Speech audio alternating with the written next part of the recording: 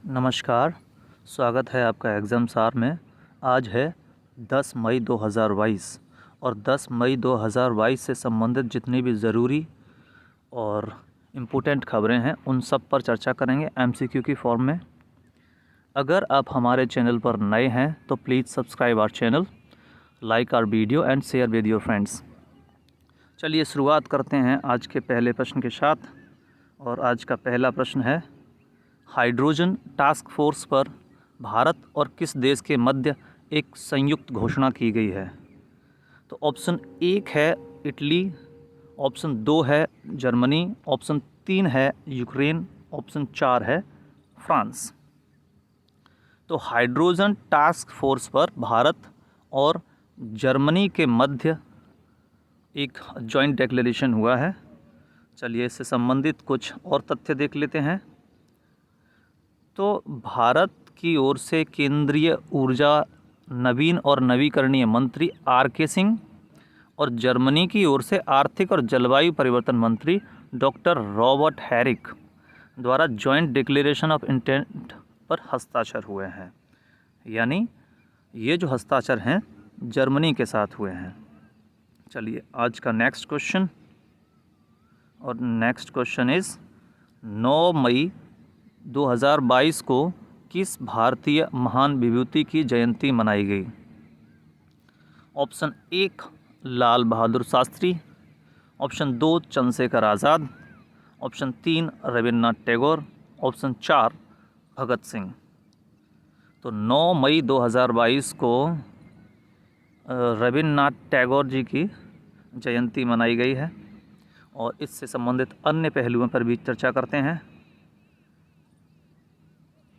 रविन्द्रनाथ टैगोर का जन्म 7 मई 1861 को कलकत्ता में हुआ और इन्हें गुरुदेव, कविगुरु और विश्वगुरु भी कहा जाता है। 1913 में गीतांजलि के लिए इनको नोबेल पुरस्कार मिल चुका है, जो अति महत्वपूर्ण है। और ये जो नोबेल पुरस्कार है इनको गीतांजलि के लिए मिला था। तो नोबेल प्राप्त करने वाले ये पहले गैर यूरोपीय व्यक्ति बने थे। और 1915 में जॉर्ज पंचम द्वारा इन्हें नाइटहुड की उपाधि दी गई थी, जो 1919 में जो जलियांवाला नरसंहार था उसके कारण इन्होंने नाइटहुड की उपाधि को त्याग दिया था। और 1921 में विश्व भारती विश्वविद्यालय की स्थापना की थी और महात्मा गांधी को महात्मा की उपाधि भी रविन्द्रनाथ टैगोर के द्वारा ही दी गई थी। चलिए आज का अगला प्रश्न, क्वेश्चन नंबर 3, किस राज्य सरकार ने बीमारी को रोकने के लिए साइली ऐप लॉन्च किया है? तो साइली ऐप लॉन्च किया है, आपको बताना है। Option 1 Tamil Nadu, option 2 Kerala, option 3 Andhra Pradesh, option 4 Telangana. तो इसका जो सही जवाब है वो है केरल। चलिए इससे संबंधित अन्य पहलुओं पे भी देख लेते हैं।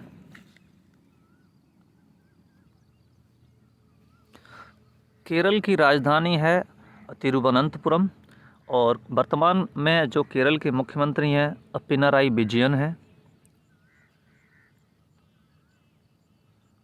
और केरल के राज्यपाल हैं आरिफ मोहम्मद खान। केरल को गार्डन ऑफ स्पाइसेस यानी मसालों का बागान भी कहा जाता है। और केरल भारत का एक ऐसा राज्य है जहां लिटरेसी रेट सबसे अधिक है। चलिए नेक्स्ट क्वेश्चन की ओर मूव करते हैं। और नेक्स्ट क्वेश्चन है क्वेश्चन नंबर 4। हाल ही में भारतीय मौसम विभाग ने बंगाल की खाड़ी के दक्षिण पूर्वी क्षेत्र में किस चक्रवात यानी साइक्लोन के आने की वार्निंग जारी की है? ऑप्शन 1 यास, ऑप्शन 2 निसर्ग, ऑप्शन 3 असानी, ऑप्शन 4 तूफान। तो इसका नाम है असानी। हाल ही में IMD ने यानी इंडिया मीटरोलॉजिकल डिपार्टमेंट ने जो बंगाल की खाड़ी है और उसके जो दक्षिण पूर्वी क्षेत्र है उसमें असानी के आने की चेतावनी जारी की है। चलिए इससे संबंधित कुछ अन्य पहलू भी देख लेते हैं। तो असानी नाम जो है वो हमारे दक्षिण में पड़ोसी देश श्रीलंका द्वारा दिया गया है। यानी आसानी नाम दिया गया है श्रीलंका के द्वारा। और बंगाल की खाड़ी में तापमान बढ़ने के कारण पिछले कुछ समय से चक्रवातों की संख्या यानी आने की जो बारंबारता है वो बढ़ रही है। कारण है ग्लोबल वार्मिंग, टेम्परेचर बढ़ने की वजह से लगातार, और उनकी सीवियरिटी जो है वो भी खतरनाक होती जा रही है। चक्रवात बनने के लिए समुद्र का सतह का तापमान मिनिमम 27 डिग्री सेल्सियस होना चाहिए, और कैरियोलस बल जो होता है उसका भी महत्वपूर्ण भूमिका होता है चक्रवात के आने में। चलिए आज का नेक्स्ट क्वेश्चन यानी क्वेश्चन नंबर 5, हाल ही में किस देश में मंकी पॉक्स के केस की पुष्टि हुई है? तो ऑप्शन 1 है United kingdom, option 2 Germany, option 3 France, option 4 Canada. तो इसका सही उत्तर है यूनाइटेड किंगडम, यानी यूके में मंकी पॉक्स के केस की पुष्टि हुई है। चलिए इससे संबंधित कुछ जानकारी देख लेते हैं। मंकी पॉक्स जो है वो विषाणु जनित रोग है, यानी वायरस से होता है, और ये जूनोटिक है, यानी कि जंतु से एक दूसरे से फैलता है। यानी अगर किसी जानवर को हो गया है तो उससे मनुष्य को भी ये मंकी पॉक्स हो सकता है। तो अभी यूके में नाइजीरिया से एक व्यक्ति आए थे और उनसे ट्रांसफ़र होने की यानी ट्रांसमिट होने की इसके केस की पुष्टि हुई है। और इसका पहला केस जो है मंकी पॉक्स का 1958 में दर्ज हुआ था। वायरस से होता है ये रोग। चलिए नेक्स्ट क्वेश्चन की ओर चलते हैं, और आज का नेक्स्ट क्वेश्चन है क्वेश्चन नंबर 6, चौथे खेलो इंडिया यूथ गेम्स 2022 का शुभंकर क्या है? ऑप्शन 1 धाकड़, ऑप्शन 2 ब्रोसर, ऑप्शन 3 सेरा, और ऑप्शन 4 इनमें से कोई नहीं। तो इसका सही उत्तर है धाकड़। केंद्रीय खेल मंत्री अनुराग ठाकुर ने चौथे खेल इंडिया यूथ गेम्स के आधिकारिक लोगो और आधिकारिक जर्सी के साथ शुभंकर धाकड़ का शुभारंभ किया, यानी धाकड़ इसका शुभंकर है, और हरियाणा में ये होने हैं। 4 जून से लेकर 13 जून तक पंचकुला हरियाणा में और उसके कुछ अन्य शहरों में खेलों का आयोजन किया जाएगा। ये चौथा संस्करण होगा, और पहले संस्करण की शुरुआत 2018 में प्रधानमंत्री श्री नरेंद्र मोदी जी द्वारा की गई थी। चलिए आज के नेक्स्ट क्वेश्चन की ओर बढ़ते हैं। आज का अगला प्रश्न है क्वेश्चन नंबर 7, और क्वेश्चन नंबर 7 है federal reserve bank of New York के निदेशक मंडल में अध्यक्ष किसे चुना गया है? ऑप्शन 1 है Rahul Kumar, option 2 Arvind Sinha, option 3 Arvind Krishna, option 4 Mohan Singh. तो federal reserve bank of New York के निदेशक मंडल में जो चेयरमैन नियुक्त हुए हैं वो है अरविंद कृष्ण। तो IBM के अध्यक्ष और मुख्य कार्यपालक अधिकारी अरविंद कृष्ण, तो अरविंद कृष्ण जो है वो फेडरल रिजर्व ऑफ न्यूयॉर्क निदेशक मंडल में चेयरमैन नियुक्त हुए हैं, और ये 31 दिसंबर 2023 तक अपने कार्यकाल पूरा करेंगे। चलिए नेक्स्ट क्वेश्चन की ओर मूव करते हैं। आज का है अगला सवाल क्वेश्चन नंबर 8, कौन सा केंद्रीय मंत्रालय PM मित्र योजना लागू करता है? ऑप्शन 1 श्रम मंत्रालय, ऑप्शन 2 कपड़ा मंत्रालय यानी ministry of textile, option 3 education ministry, option 4 गृह मंत्रालय यानी होम अफेयर्स मिनिस्ट्री।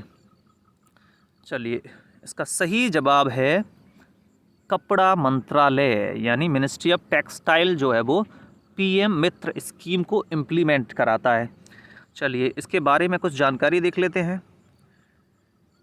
कपड़ा मंत्रालय द्वारा PM mega integrated textile region and apparel park, ये फुल फॉर्म है PM मित्र का, PM mega integrated textile regions and apparel park, इसको लागू कराता है कपड़ा मंत्रालय यानी मिनिस्ट्री ऑफ टेक्सटाइल।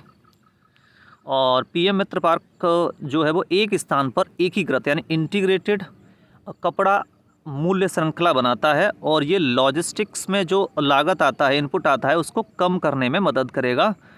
तो जो PM मित्र योजना है उसको लागू करा रहा है कपड़ा मंत्रालय। चलिए आज का नेक्स्ट क्वेश्चन, क्वेश्चन नंबर 9। और क्वेश्चन नंबर 9 है, हाल ही में 3 दिवसीय उत्कर्ष महोत्सव का आयोजन किस शहर में हुआ?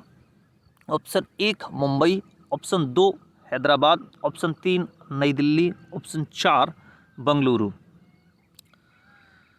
तो 3 दिवसीय उत्कर्ष महोत्सव का आयोजन नई दिल्ली में हुआ है। तो उत्कर्ष महोत्सव का आयोजन केंद्रीय संस्कृत मंत्रालय द्वारा नई दिल्ली में आयोजित किया गया है और दिल्ली के मुख्यमंत्री हैं अरविंद केजरीवाल और उपराज्यपाल हैं अनिल बैजल। नेक्स्ट क्वेश्चन की ओर चलते हैं, क्वेश्चन नंबर 10। और ये आज का अंतिम सवाल, हाल ही में HPCL के मैनेजिंग डायरेक्टर और चेयरमैन किसे नियुक्त किया गया है? ऑप्शन 1 पुष्प कुमार जोशी, ऑप्शन 2 मुकेश कुमार सुराना, ऑप्शन 3 संगीता सिंह और ऑप्शन 4 JB महापात्रा। तो HPCL के मैनेजिंग डायरेक्टर और चेयरमैन नियुक्त किया गया है पुष्प कुमार जोशी को। तो HPCL की स्थापना जो है वो हिंदुस्तान पेट्रोलियम कॉरपोरेशन लिमिटेड की स्थापना 1974 में हुई है और HPCL का हेडक्वार्टर जो है वो मुंबई में है और ये एक महारत्न कंपनी है। और भारत में कुछ कंपनियों की कैटेगरी होती है महारत्न, मिनीरत्न। तो उसमें एक सबसे बड़ी कैटेगरी होती है महारत्न, जिसमें सरकार उसको कुछ आर्थिक मदद देती है और जो विश्व स्तर पर अपने व्यापार को फैला सके। चलिए, ये था आज का अंतिम सवाल। इसी के साथ वीडियो को समाप्त करते हैं। अगर आप हमारे इस वीडियो का PDF भी डाउनलोड करना चाहते हैं तो इसका डिस्क्रिप्शन हमारे वीडियो के इसका जो लिंक है वो वीडियो के डिस्क्रिप्शन में है, वहाँ से आप इसको डाउनलोड कर सकते हैं। Thank you.